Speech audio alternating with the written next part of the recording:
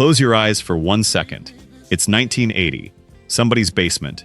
The lights are low, and that voice comes on.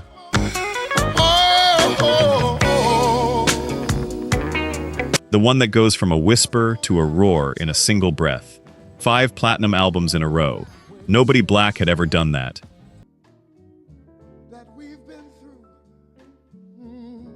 31 years old, no ceiling in sight. Then one night in Philadelphia, all of it stopped. 10 songs, 1 life. Let's go.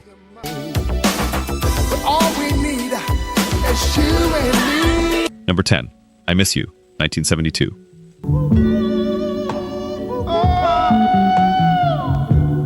Take Me Back, it's 1972. The kitchen radio, the little dial one on top of the refrigerator, the one that never quite tuned in all the way, is playing something slow, something almost too slow, and a voice comes through that sounds like it's crying, without ever actually crying. That's I Miss You. That's Harold Melvin and the Blue Notes. You can look at my eyes and see. And the man singing lead is 21 years old. He wasn't supposed to be singing at all. He was the drummer. Teddy joined the Blue Notes in 1970 behind the kit. Harold Melvin brought him in to keep time. But during one show, Teddy started singing along back there, and Melvin heard something. Moved him to the front, just like that. And the song itself? It wasn't even written for them. And I just don't think I can carry on, so I started. Gamble and Huff had built I Miss You for the Dells. The Dells passed on it. Kenny Gamble noticed that this kid sounded a little like Marvin Jr., so he handed him a song nobody else wanted. It hit number 7 on the R&B chart and only crept to 58 on the pop side. A modest little record, except it changed everything, because it proved a 21-year-old drummer could carry an entire group on his throat. Listen to it now and you can hear him figuring out who he is in real time.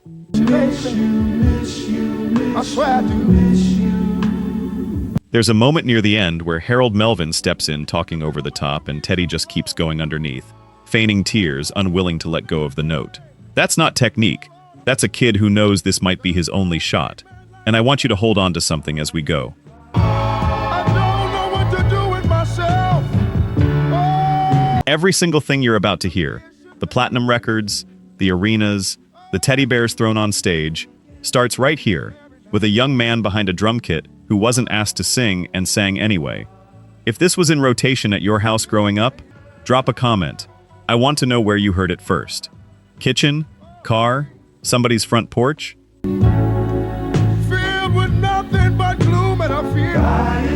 Number 9, Don't Leave Me This Way, 1975. Roller Rink Friday Night, 1977. The floor is packed, the disco ball is doing its thing, and everybody's screaming along to a song about not being left this way. You're picturing Thelma Houston right now. Of course you are.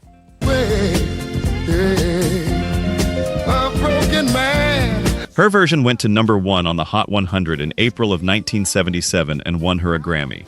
It's one of the great disco records ever made. But she wasn't first. Teddy was. Harold Melvin and the Blue Notes cut Don't Leave Me This Way in 1975. Teddy on lead. It sat on the Wake Up Everybody album as a track, not a single. Leave me this way. No, I can't. Philadelphia International never put it out on 45 in the States at the time. They just left it there. A year later, Motown handed the song to Thelma Houston. She took it to number 1 on the pop chart, the R&B chart, and the club chart, and it became a worldwide standard.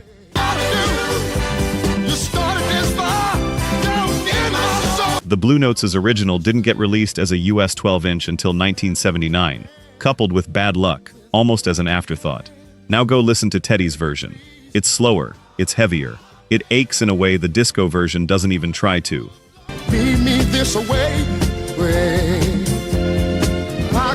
And that's the thing about being ahead of the moment.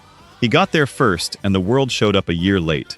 When it finally came out as a single in the UK in 1977, it became the Blue Notes' biggest British hit ever. Number 5 over there. Don't leave me this way. Their highest charting record in that country, and it happened almost by accident, on the back of somebody else's success. You know what I love about this one? Nothing was taken from him. It just wasn't given. The record was right there the whole time, and the industry walked past it. That happens more than you'd think in this music.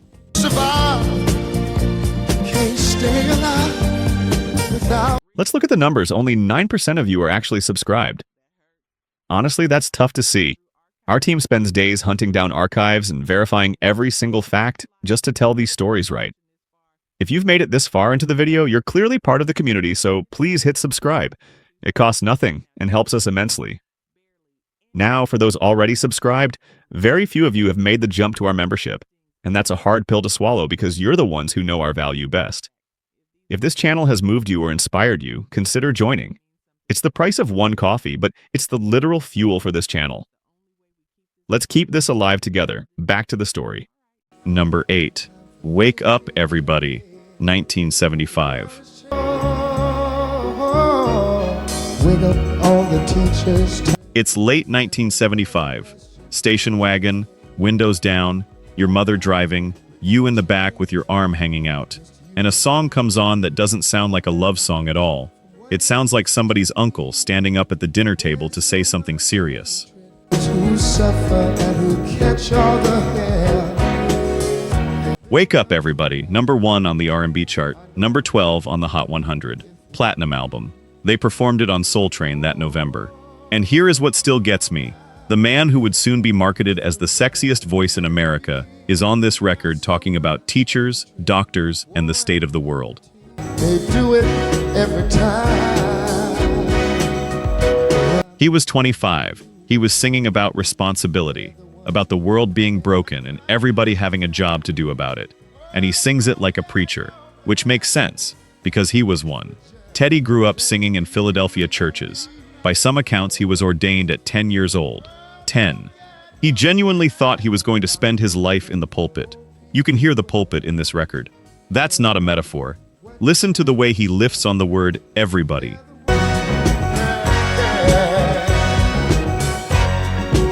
That's a man who learned to sing to a room that was already on its feet. Decades later, that song got picked up all over again. Wu-Tang built around it. Babyface used it as a rallying cry to get people to the polls in 2004. In 2010, a whole new version put it back on the charts. Some records don't just capture a moment. They become one, and then they become the next one, and the one after that.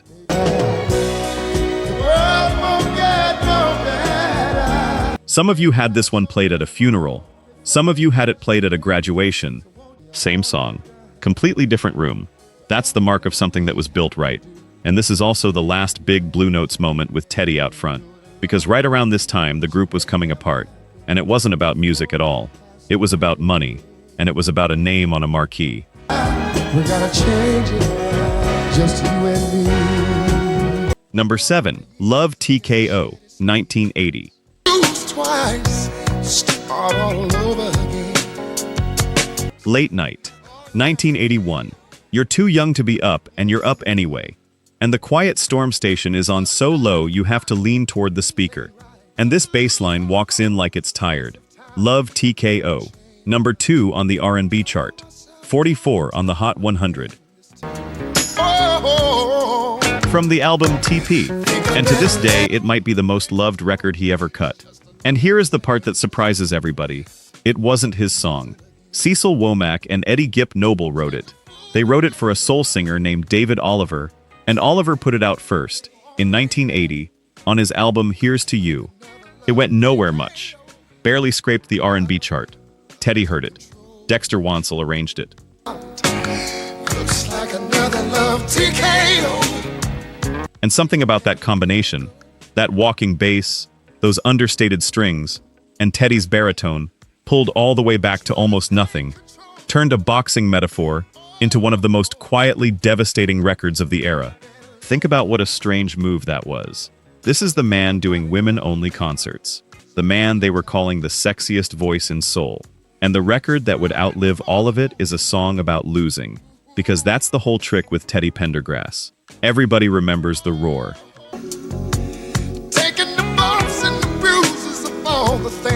But the reason the roar worked is that he could go all the way down to a whisper first. Love TKO is 4 minutes of a big man admitting he's beat, and he doesn't oversell a single syllable of it. The Womacks eventually recorded it themselves as Womack and Womack on their 1983 debut. Deborah Harry did it. Regina Bell did it. Hall & Oates, Bette Midler, Boz Scaggs, Michael McDonald, Seal, all of them took a run at it. Nobody's touched Teddy's. And if this song has a memory attached to it for you, and I know it does, share it below.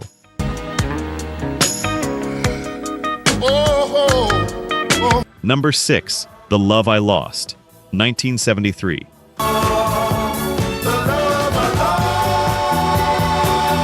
Summer of '73 family barbecue. Speakers dragged out to the back steps, extension cord running through the kitchen window, and a hi-hat starts ticking like a clock that's running out. The Love I Lost, number 1 R&B, number 7 on the Hot 100, gold record. Gamble and Huff at the absolute peak of their powers.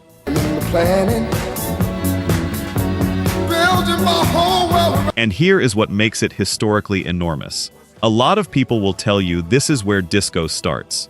That 4-on-the-floor pulse, those strings sitting on top of it, that tempo. It predates the disco boom, and it lays the whole blueprint down. Philly built it, then everybody borrowed it.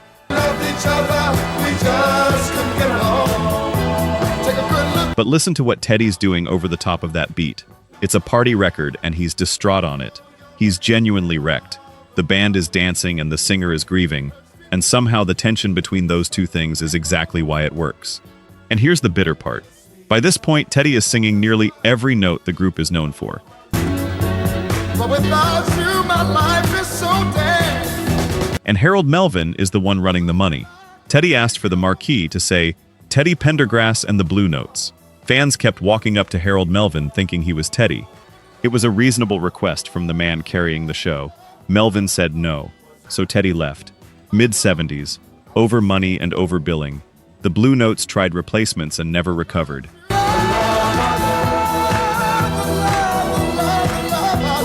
Teddy went out on his own, and by 1977 he had a platinum debut. You just went somewhere just now. I know you did. Because everybody's had a version of that moment. Doing the work and watching somebody else's name go on the front of the building. Teddy did what most people can't afford to do. He walked, and it paid off beyond anything anybody predicted.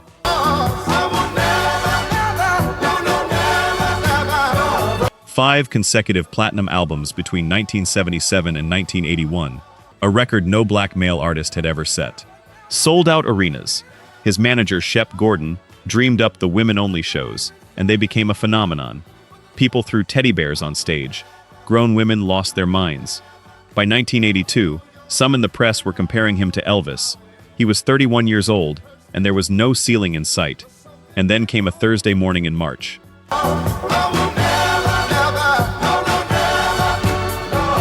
Number 5, Hold Me, 1984. A pure and simple honesty. Summer 1984. Car radio, windows down, and a ballad comes on with a man's voice you haven't heard in 2 years, and a woman's voice you've never heard in your life. Hold Me, released May 24, 1984, off the album Love Language, top 5 on the R&B chart, number 46 on the Hot 100. Touch you. Top 10 adult contemporary, and the woman singing with him, 20 years old, nobody had heard of her. Her name was Whitney Houston, and this was the first single of her entire career. Think about the two people in that room. One of them hasn't released a note since the accident and can't find a label.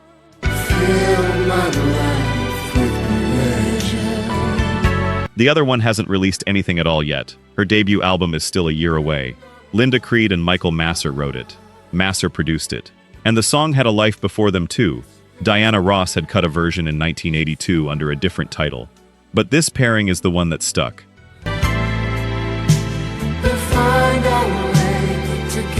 And here is what I can't get past.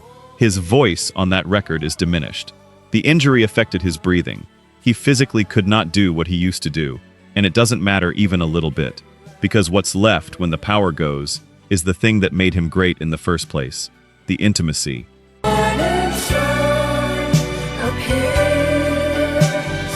The sense that he's not performing at you, he's sitting across from you. Whitney soars all over that track. Teddy stays close to the microphone, And the contrast is the whole song. It worked.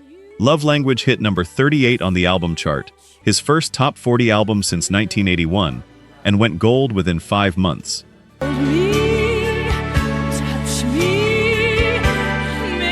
Then on July 13, 1985, he rolled out onto the stage at Live Aid in Philadelphia.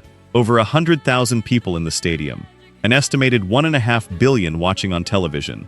First live performance since the crash. He thanked them, through tears, for keeping him in their prayers. And then he sang, "Reach Out and Touch."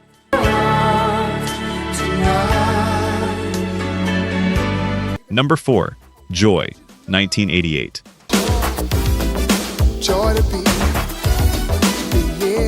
1988 BET is on in the living room, and a video comes up that makes you sit forward, because the man on the screen is smiling like somebody who has been through something and come out the other side of it.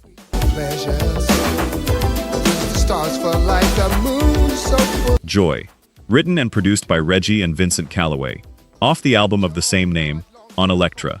This is the one I mentioned earlier, and I told you, I did not expect it to end here. 6 years after they carried him out of that car, Teddy Pendergrass went back to number 1 on the R&B chart. 2 weeks at the top. His first number 1 in 10 years. 10 years. Think about what happened in those 10 years.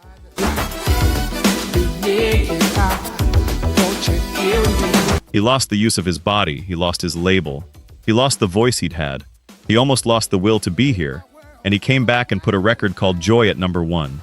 That's not a comeback, that's a statement. The album went gold. The single became his last appearance on the Hot 100, number 77, and honestly, who cares?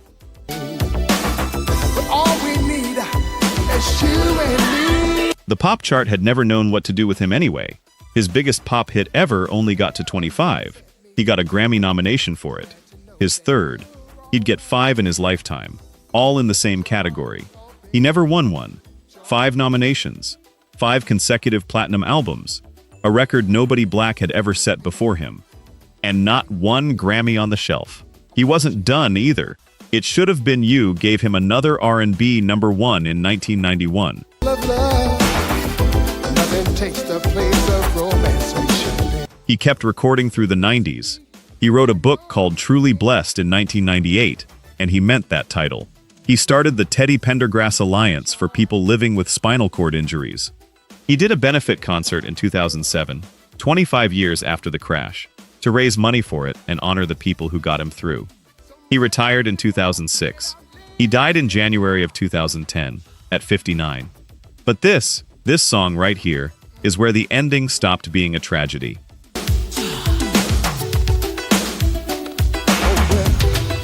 Number 3, Turn Off the Lights, 1979. Shower together, yes. First slow dance. You know the one. Gymnasium or basement or somebody's wedding reception. Doesn't matter. The lights go down, this song starts, and suddenly you are extremely aware of your own hands. Let's take a shower. Turn Off the Lights. Released June 1979. Number 2 on the R&B chart. Off the album Teddy, which sat at number 1 on the R&B album chart for 8 straight weeks and finished the year as the second biggest R&B album in America. And here's the thing about this record that people forget. It barely charted pop. Number 48. That's It.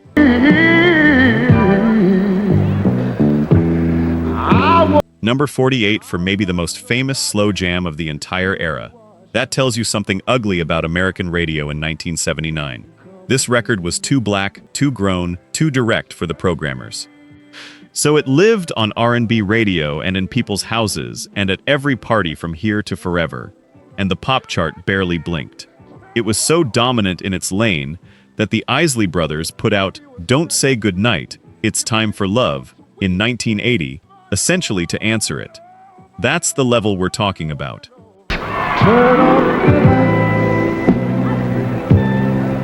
Other legends were building records specifically to compete with this one. Gamble and Huff wrote it. Gamble and Huff produced it. Sigma Sound in Philadelphia. And Teddy delivers it in that low, conversational register that makes the whole room feel smaller. That's the Quiet Storm format right there. He didn't invent it by himself, but he is the reason it took over black radio for the next 15 years. Show you And if you grew up with this record in the house, you feel it differently than everybody else. You didn't hear it as a hit, you heard it through a wall. Here's what I keep coming back to. When he made this, he had less than 3 years left at the top, and he didn't know it. Nobody knew it. This is a man at the absolute height of his powers, filling arenas full of women throwing teddy bears at the stage, with the whole decade in front of him. You can hear the confidence. It's all over this record. baby. Number 2. If You Don't Know Me By Now, 1972.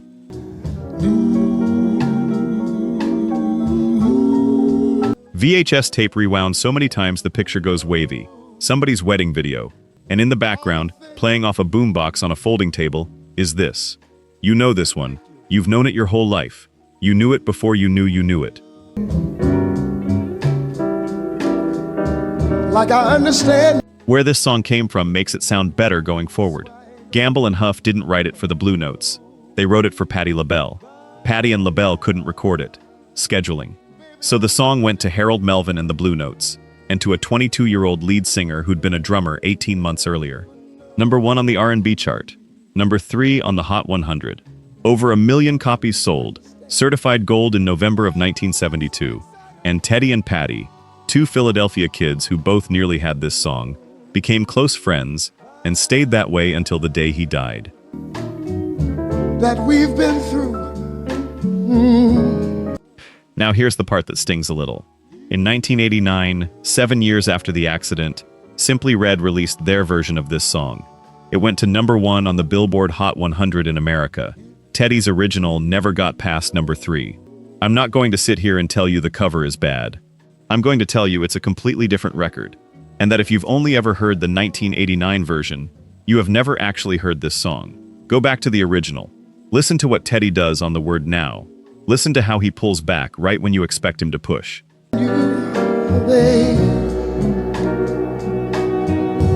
That's a 22-year-old making a decision most singers never learn to make. Some of y'all heard this for the first time in a very specific place. A car, a kitchen, somebody's arms. You know the one. Tell me where. Because that's what this record does. It doesn't age. The people in it do. That's the thing about music built this well.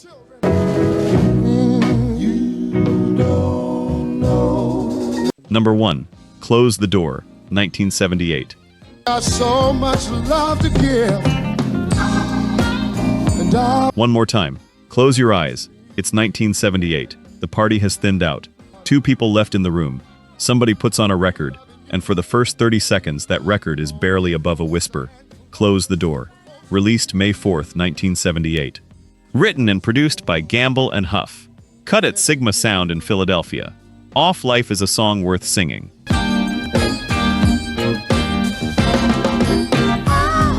An album that went to number 1 R&B and number 11 pop. 2 weeks at number 1 on the R&B chart. Gold record. And on the pop chart, 25. That's his highest charting pop single of his entire career. 25. The biggest record by one of the biggest artists in America. 5 straight platinum albums, arenas selling out coast to coast, and Top 40 radio would not let it into the top 20. I wanna give it all to you. That's not a chart position. That's a verdict on who American pop radio thought this music was for. And here's the beautiful revenge. That record has been sampled somewhere around 45 times since. Mary J. Blige, 3LW. Generation after generation of hip-hop producers going back to that same well. The pop chart said no. 40 years of musicians said yes. Now let me tell you what makes this the number 1. I've waited all day long. Listen to the architecture of it. He starts nearly silent, barely voiced, almost shy, and across 3.5 minutes he climbs, not in volume, in conviction, until by the end he is at full roar, all the way open, holding nothing back. That's the whole man in one song. Tenderness first, power second. Never the other way around. It got him his first Grammy nomination. He didn't win, he'd get 4 more, and he wouldn't win those either. Let's get lost in each other. Here's what I want to leave you with on this one. When they pulled him out of that Rolls-Royce on Lincoln Drive in March of 1982, this record was 4 years old. It had already done everything it was going to do commercially, and it kept going anyway. It kept playing in houses and cars and basements and bedrooms for the next 40 years, completely indifferent to charts, indifferent to Grammys, indifferent to what happened on that road. That's what a great record does. It outlives the circumstances.